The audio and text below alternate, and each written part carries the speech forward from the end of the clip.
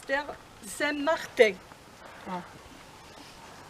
Donc, ce n'est qu'après, plus tard, quand ils ont recueilli la dépouille de Sabin, qu'ils ont après bâti Saint-Savin, l'abbatiale, sur lequel après, et dans laquelle est le tombeau de Savin.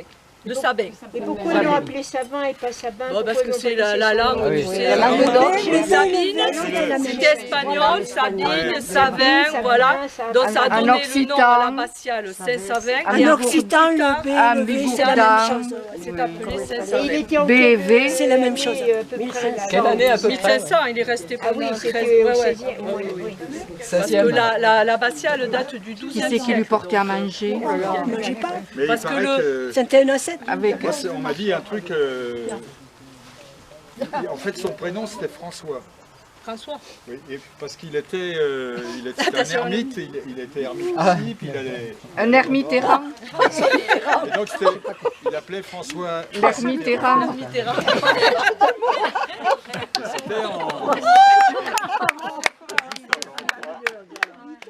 Voilà pour la petite histoire. Et après, à Saint-Savin, on aura plus architecture sur l'abbatiale. Merci. Merci.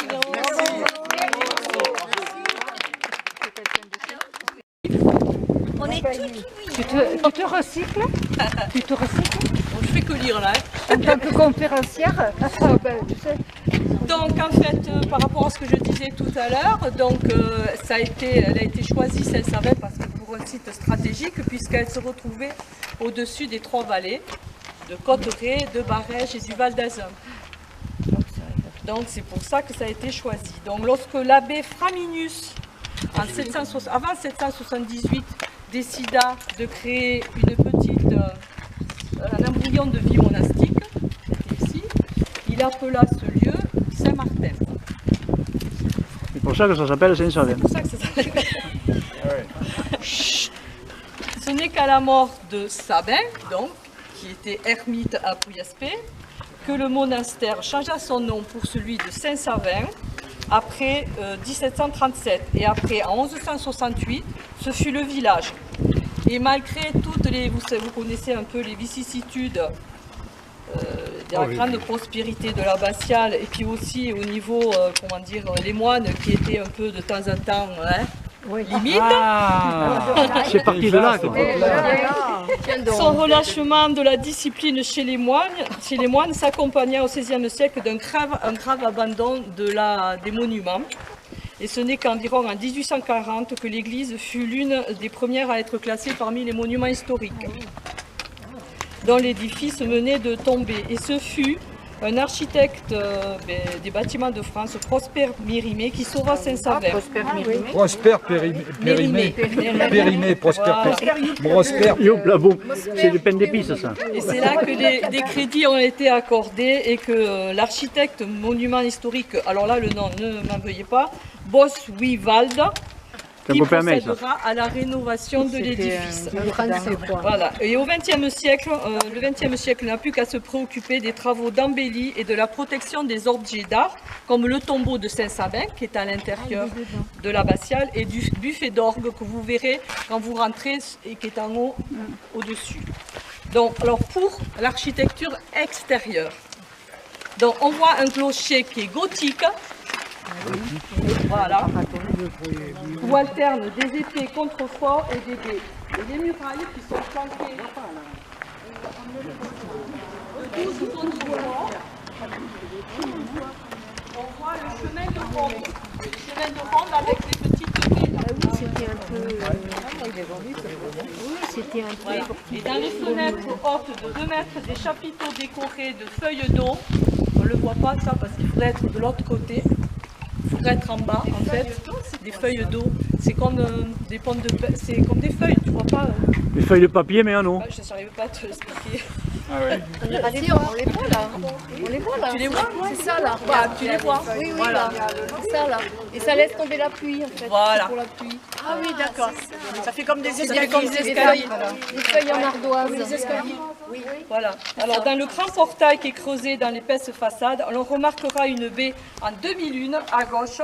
C'était la fenêtre des cagots. Ah oui. Vous savez qu'il y était les cagots? Vous le savez tous qui étaient les Cagons. Tu le crois? En fait, c'était un peuple, c'était des maudits. On les appelait les intouchables du Moyen-Âge. Ils étaient maudits. Alors, on dit que soi-disant, c'était des lépreux. Ça peut être aussi des anciens Visigoths. Lorsque les Visigoths ont été chassés, les Visigoths sont descendus pour la conquête de l'Italie. Ils seraient passés donc par les Pyrénées et les arrière-troupes seraient restées ici. Après aussi, ça peut être les Sarrasins aussi, lorsqu'ils ont été chassés de Poitiers. Donc, bon, la vérité exactement. Mais ils étaient mis à l'écart de la vie du village, c'était des parias. Donc de ce fait, ils n'avaient pas droit de boire dans l'eau des fontaines, ils n'avaient pas droit d'assister aux offices, ils n'avaient pas droit de marcher pieds nus, ils n'étaient pas baptisés, ils n'avaient pas de prénom, ils s'appelaient tout simplement Cagots, et ils n'avaient le droit que de vivre ensemble et de se reproduire ensemble. Ah oui. Et simplement, et même les hommes, ils ne touchaient à aucun métier de bouche, ils n'étaient pas boulangers, bouchers, ils ne cultivaient pas la terre, mais par contre, ils étaient charpentiers, sabotiers, forgerons, dont la super charpente de Monin a été faite par des Cagots. Parce que les Cagots, il y en avait ici, mais il y en avait dans le Béarn, il y en avait dans le Pays Basque, il y en avait même dans le Bordelais. Les Cagots, les Rioux, nous on est la porte Rioux. Les Rioux, c'est des Cagots qui ont été en fait des familles qui sont venues. Il y avait 80 familles pour faire le toit du château de Montaner. Voilà, Montaner aussi a été fait par les Cagots. Voilà, oui. Voilà. Et donc, ils assistaient à l'office par là, et le prêtre, pour leur donner l'hostie, il leur donnait au bout d'une planche. Ah, il était prudent. Voilà, il ne fallait surtout pas les toucher. Il y avait un Covid. C'est le confinement. Il y avait un Covid déjà. Vous êtes des Cagots. Il ne fallait surtout pas les toucher, et en fait, parce que ils pouvaient transmettre la maladie par l'eau, par la terre. Le bois, le fer ne transmettait pas la maladie. Donc après, tu devenais Cagot toi-même. Voilà. Et ce n'est que bien après la Révolution, etc., qu'ils ont été reconnus et que bon, après Mais ça... d'ailleurs, dans le groupe, là, il doit y en avoir Il doit y en encore avoir, des hein. Cagots. Des descendants. Des descendants. Le clocher qui est de base hexagonale. Voilà, ça, simplement cette partie-là, c'est gothique, tout le reste est roman. Donc là, on voit, ça alterne, il y a des baies et les contreforts, des baies et des contreforts. Ça, c'est la base extérieure du clocher. Donc si on regarde bien autour de la... Je les cherche, je les vois plus. Il y a des frises, je les vois pas.